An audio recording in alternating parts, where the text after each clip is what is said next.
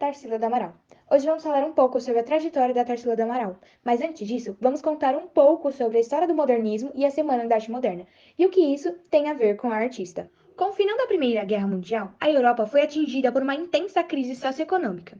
Para reconstruir as cidades, a Europa fez empréstimos com os norte-americanos, que estabeleciam como uma potência mundial.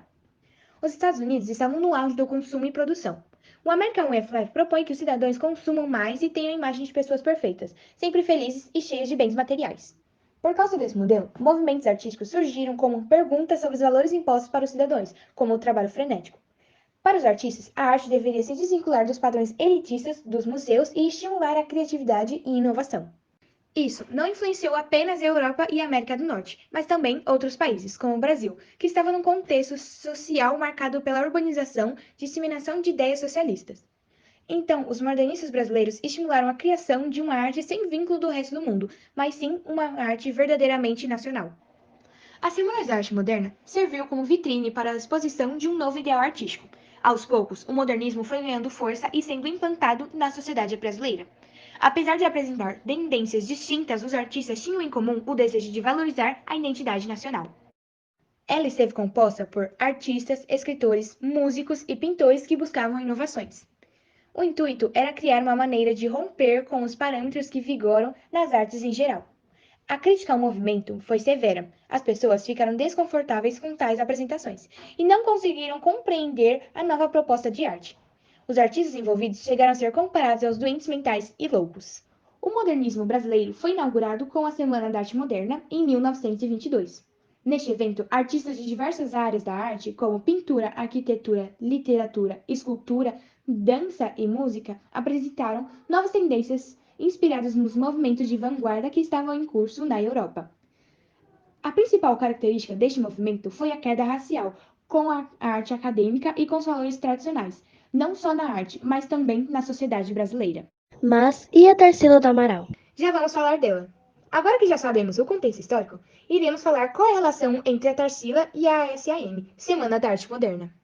A primeira SAM foi no dia 13 de fevereiro de 1922, contendo cantigas, belas poesias, arte modernista e movimentos contemporâneos. A proposta foi cultivar e valorizar conteúdo do território brasileiro, ocorrendo na Velha República, no Teatro Municipal de São Paulo. Embora ela não tenha participado ativamente da SAM, Tarsila se tornou um grande nome nas artes plásticas do modernismo nacional.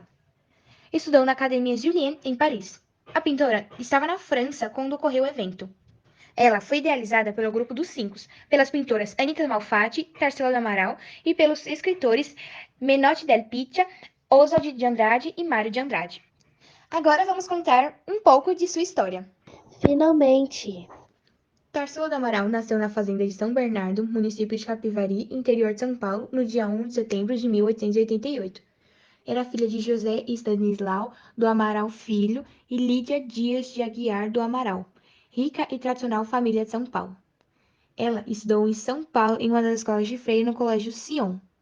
Ela completou seus estudos em Barcelona, onde pintou seu primeiro quadro, Sagrado Coração de Jesus, aos 16 anos. Sua volta ao Brasil, em 1906, Tarsila casou-se pela primeira vez aos 20 anos com o médico André Teixeira Pinto, seu primo materno, com quem teve sua única filha, Dulce do Amaral Pinto.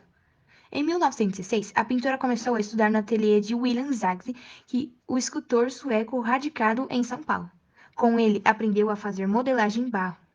A pintora participou ativamente da renovação brasileira na década de 20. Ligou-se especialmente à questão da brasilidade.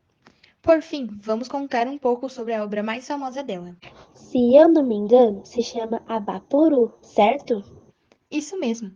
A obra Vaporu foi criada em 1928. A tela foi um presente oferecido para o então marido, o escritor Oswald de Andrade. A tela promove uma exaltação da cultura nacional e é bastante representativa na fase antropofágica da pintora, ocorrida entre 1928 e 1930. O quadro atualmente faz parte do acervo do Museu de Arte Latino-Americano de Buenos Aires. Mas a antropofagia não é um ato de consumir carne humana? Sim, mas neste caso tem outro sentido. Essa metáfora simbolizava que a influência cultural de outros países deveria ser devorada e assimilada. Assim, a arte brasileira contraria com esses elementos, ressurgindo não como um reflexo cultural externo, mas com uma identidade multicultural e original.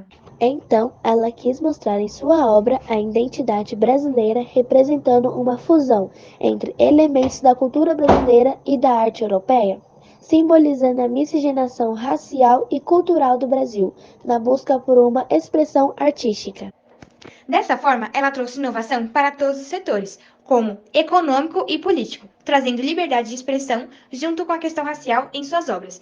Temáticas relacionadas aos proletariados, à desigualdade social, às opressões sofridas pelos trabalhadores, aos problemas do capitalismo industrial, transformando ativamente a sociedade com sua arte. E assim, finalizamos nosso trabalho sobre a Tarsila do Amaral.